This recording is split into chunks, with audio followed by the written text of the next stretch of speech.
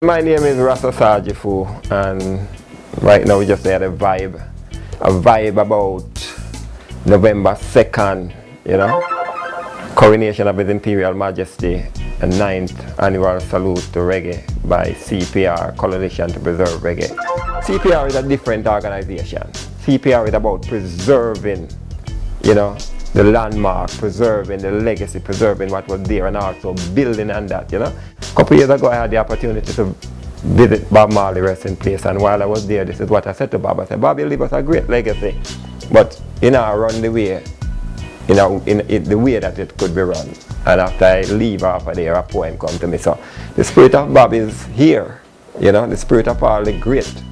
So what I see CPR is doing, Coalition to Preserve Reggae. Not only that, CPR, breathing life back into the industry. So that's what it's all about. And when you go Europe and places like that, and you don't realize that then people are throwing reggae. Then people are throwing reggae. Line up great. Etana, Freddie McGregor.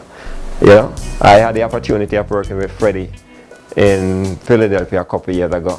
And I felt like a superstar because he had another show, and Freddie McGregor opened the show before I went up, So when I went up behind him, the house, the energy that he left, for me to work with, So I'm hyped with this, I'm hyped.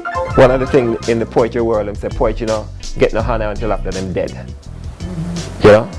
It is important to honor them while they are here breathing. Like in Jamaica, Bob never did get the honor until after. When them see the outpouring of the world, that Bob, them even text stack and know that, wait a minute, we have a treasure within our midst all this time.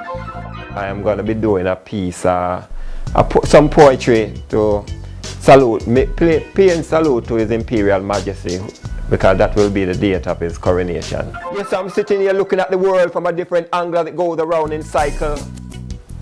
I can see babies sentenced at birth to die while our elders sift through religion trying to find heaven in the sky. I can see diplomats and bureaucrats sitting at the World Bank gambling table, gambling away the fate of so-called third world countries, setting up boundaries, imposing penalties, using human as bargain chips while the UN preach peace and a plan war tactics, and politicians who still uphold the African with them politics promising gold, then delivering.